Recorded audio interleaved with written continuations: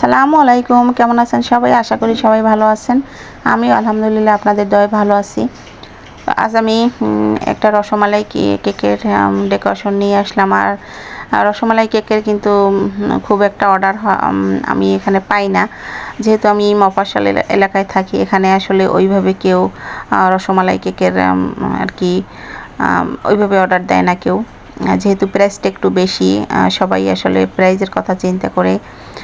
আর অন্য অন্য এলাকায় দেখা গেছে এই রসমালাই কেকের কিন্তু প্রাইস অনেক, তো আমার এখানে কিন্তু কম প্রাইজেই সেল করা হয়। তারপরও দেখা গেছে অনেকে আর কি কেকের টেস্টটা আসলে ওইভাবে বোঝে না, আর যার কারণে কিন্তু অর্ডারটাও ওইভাবে পাই না। তো আমার একজন পরিচিত আপুই এই কেকটা নিয়েছিল, তার বাসায় খাওয়ার জন্যই নিয়েছিল।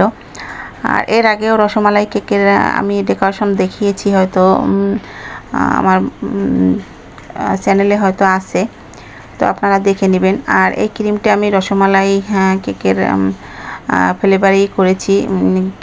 ক্রিমের মধ্যে আমি রসমালাইয়ের যে রস আছে সেটা দিয়ে আমি বিট করেছি, যাতে টেস্টটা ভালোভাবে পাওয়া যায়।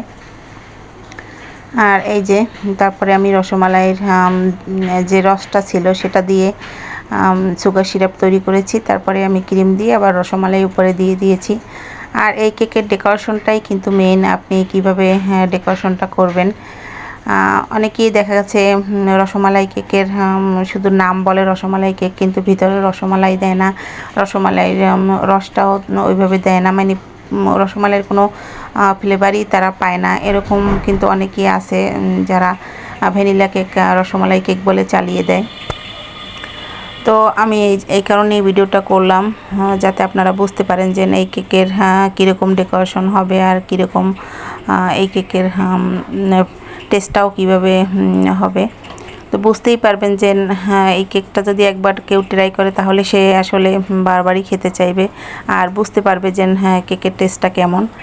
আর এই রসমালাই কেকের মধ্যে কিন্তু আমি ভিতরে রসমালাই দিয়েছি, আর এখানে আমি পেস্তা বাদাম দিয়ে তারপরে কিন্তু ডেকোরেশন করব উপরেও।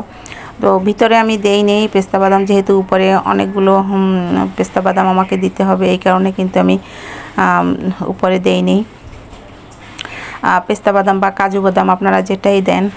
তো আমি এখানে পেস্তা বাদাম দিয়েছি। তো এই তো তারপরে আমি ক্রিম দিয়ে কেকটা কাভার করে নিচ্ছি ফুল। আর এই কেকটাতে খুব বেশি ফিনিশিং দেওয়ারও কিন্তু প্রয়োজন নেই, তারপরেও আমি কেকে যতক্ষণ আমার মন মতো ফিনিশিং আসে আমি কিন্তু ফিনিশিং দিতে থাকি।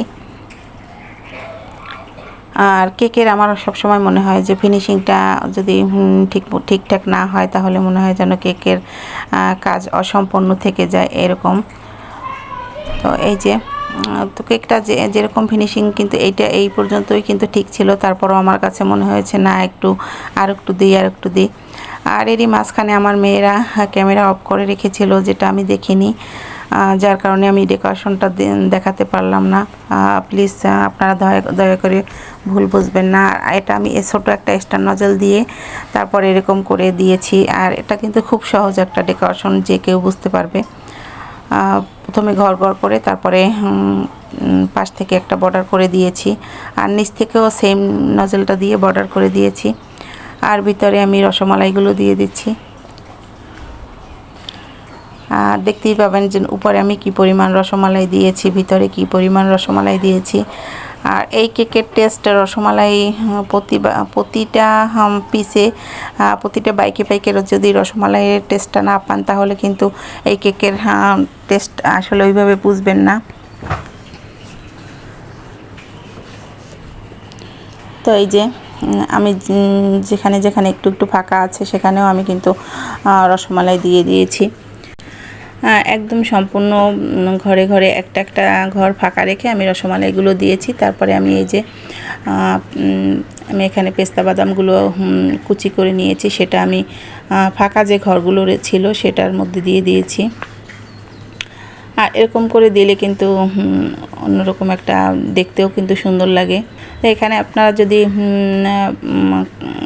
কাঁচা যে পেস্তা বাদামগুলো আছে, বিভিন্ন ধরনের বাদাম, ওগুলো দিলে কিন্তু আরও সবুজে, মানে হলুদের সাথে সবুজ সুন্দর লাগে।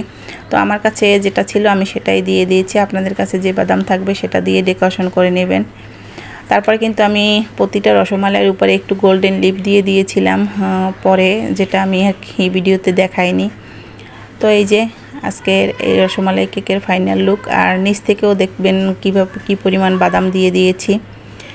আজকের ডেকোরেশনটা আপনাদের কাছে কেমন লেগেছে, নিশ্চয়ই একটু অন্যরকম লেগেছে। ভালো লাগলে অবশ্যই ভিডিওটা শেয়ার করবেন, আর আমার ভিডিওগুলো আপনাদের কাছে কেমন লাগে কমেন্ট করে জানাবেন। আজকের মতো এই পর্যন্ত, সবাই ভালো থাকবেন। আল্লাহ হাফেজ।